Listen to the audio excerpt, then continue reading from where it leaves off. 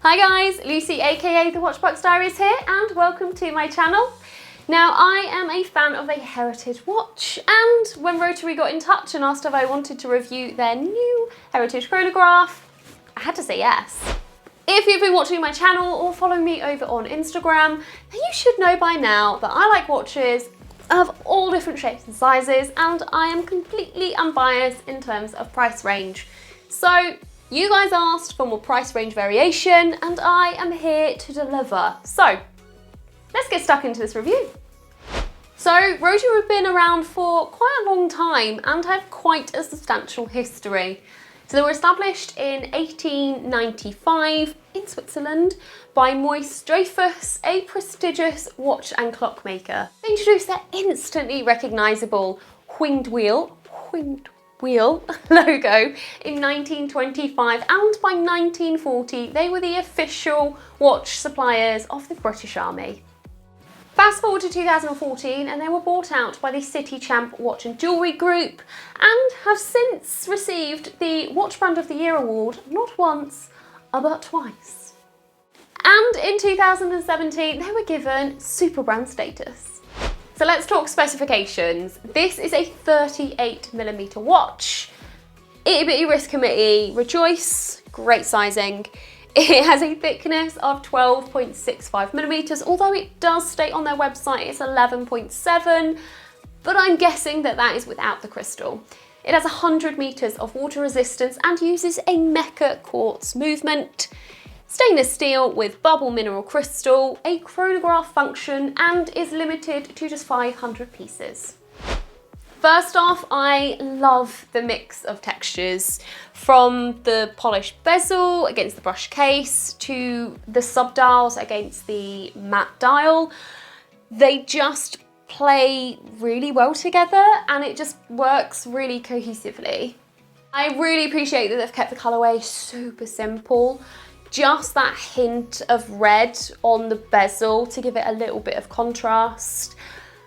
I wanted to use a pop of colour, but I think this hue is just a bit too subtle for that phrase. There is no running seconds, so there is no annoying tick. No tick, tick, tick, tick, tick, tick going on.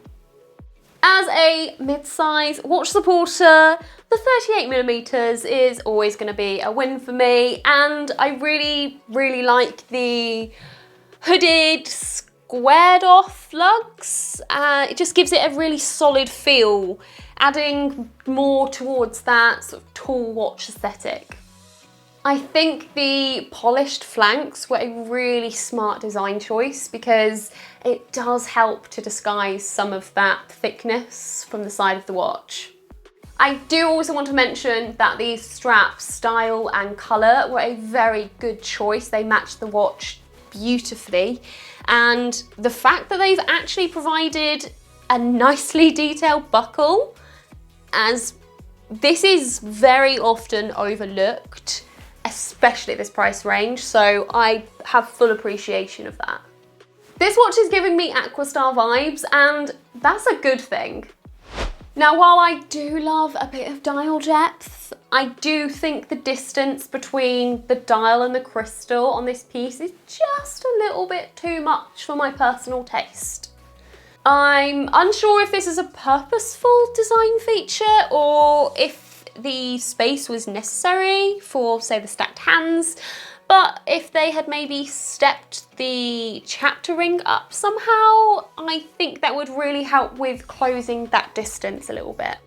Again, completely personal opinion, but I do find the dial a little bit on the fussy side. It does help to build that tall watch aesthetic, and I am very aware that it's all for function and it's not messy, and the information is pretty necessary.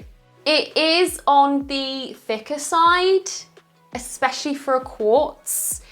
The 38mm and those curved lugs do help it to curve around my wrist nicely, but I would just prefer it be a little bit thinner. I like a more streamlined design. I do find that the strap is on the thicker side too, and found it a little bit more difficult to actually mould around my wrist. I do think that in time it will wear in though, and at this price point, it's perfectly acceptable and doesn't spoil the watch at all. So this watch retails for £269, and I think you're getting a lot for your money. Some of you guys and myself are very aware that depending on where you get them from, a watch strap could cost that much. And here you're getting a full watch with some very good details. Do I think this watch is going to appeal to hardcore watch nerds? Probably not. Do I think this watch is a great option for first watch, first chronograph, throw it on and not have to worry about it? I'm looking for a watch with heritage and heart. Absolutely.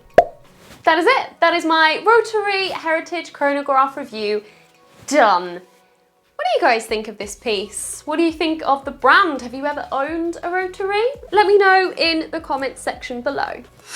As usual, if you have enjoyed my content and you want to support the channel, you gotta do the YouTubey things. Make sure you've given it a like, a comment, and you are subscribed to the channel. And if you want to be notified of my upcoming videos, all you gotta do is click the little bell and YouTube will do its thing. Until then though, bye.